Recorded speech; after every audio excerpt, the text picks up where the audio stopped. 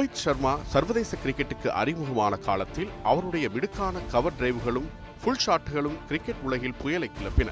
யார் இந்த இளைஞன்? எப்படி கொஞ்சம் கூட உடலை அலட்டிக்கொள்ளாமல் இவ்வளவு அடாயசமாக ஆடுகிறான் என உலகமே வியந்து பார்த்தது. யாரையும் அவ்வளவு சீக்கிரம் பாராட்டி விடாத ஆஸ்திரேலிய ஜாம்பவான் இயான் சாப்பலே ரோஹித் இந்தியாவுக்கு கிடைத்துள்ள பொக்கிஷம் என்று புகழாரம் சூட்டினார். 2008 காமன்வெல்த் பேங்க் தொடரின் இறுதிப் போட்டியில் ரோஹித் ஆடிய கண்ணை கவரும் ஸ்ட்ரைட் டிரைவ்களை பார்த்தவர்கள் சச்சினுக்கு வாரிசு வந்துவிட்டார் என்றே சொக்கி போனார்கள். தனது ஆதர்ஷ நாயகன் சச்சினுடன் ஜோடி சேர்ந்த ரோஹித் சர்மா ஆஸ்திரேலியாவின் புயல் வேக பந்துவீச்சை பவிசு குறையாமல் பதம் பார்த்தார்.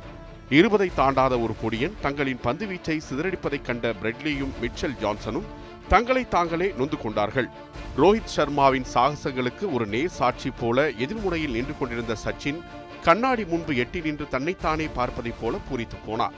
பால்வடியும் முகத்தோடு அமைதியே உருவாக இருக்கும் இந்த இளைஞன் தான் இந்தியாவின் எதிர்கால நட்சத்திரம் என்று பத்திரிகைகள் கொண்டாடி தீர்த்தன. குறுகிய காலத்தில் சர்வதேச கிரிக்கெட்டில் உச்சத்தை அடைந்த ரோஹித்தை சிவப்பு கம்பளம் விரித்து வரவேற்றது IPL கிரிக்கெட். 2008 VVS லக்ஷ்மன் தலைமையிலான டெக்கான் சார்ஜர்ஸ் அணியில் விளையாடுவதற்கு ஒப்பந்தமானார் ரோஹித் சர்மா. தனது பூர்வீக மண்ணான ஆந்திரத்தில் கால் வைத்த நேரமோ என்னவோ ரோஹித் சர்மாவின் பேட்டில் ரன்மழை பொழிந்தது. தன்னைப் போலவே அழகியல் குறையாமல் லெக் லான்ஸ் விளையாடும் ரோஹித்தின் நுட்பத்தைக் கண்டு உச்சி குளிர்ந்து போனார் VVS Laxman. Andrew Symonds, Shahid Afridi மாதிரியான மூத்த வீரர்கள் இருந்த அன்றைய டெக்கான் சார்ஜர்ஸ் அணியின் செல்லப்பிள்ளை ரோஹித் சர்மா தான்.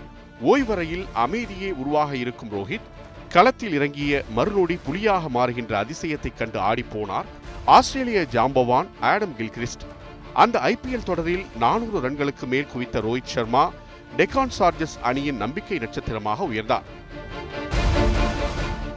IPL போட்டிகளில் சாதித்த கையோடு தேசிய அணிக்கு திரும்பியவருக்கு பெரிய அதிர்ச்சி காத்திருந்தது. டெல்லியைச் சேர்ந்த ஒரு துடுக்கான இளைஞர் இந்திய அணியில் தலையெடுக்க தொடங்கிய காலம் அது. அவர் பெயர் விராட் கோலி. ரோஹித்தின் அசாத்திய திறமைகள் குறித்து கேள்விப்பட்டிருந்த கோலி அவருடன் சேர்ந்து விளையாடப் போவதை நினைத்து பெருமைப்பட்டார். ஆனால் துரதிருஷ்டவசமாக கோலியின் எழுச்சியும் ரோஹித்தின் வீழ்ச்சியும் சமகாலத்தில் நடந்தேறியது.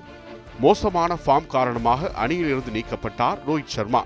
அடுத்த சச்சின் என வாய் நிறைய பாராட்டிய விமர்சகர்கள் எல்லாம் ரோஹித் மீது பாராமுகம் காட்டினார்கள். இழந்த ஃபார்மை மீட்டெடுக்கும் பொருட்டு மும்பை அணிக்காக விளையாடும்படி அறிவுறுத்தப்பட்டார் ரோஹித் சர்மா. இடைப்பட்ட காலத்தில் டெக்கான் சார்ஜர்ஸ் அணியின் துணை கேப்டனாக நியமிக்கப்பட்டார் ரோஹித் சர்மா.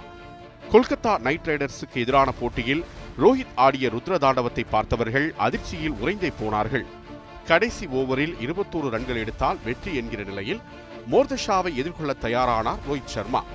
2 6 2 4 என வெளுத்து வாங்கிய ரோஹித் டெக்கான் சார்ஜர்ஸ் அணியை தனியொருவனாக வெற்றி பெற வைத்தார். பேட்டிங் மட்டுமின்றி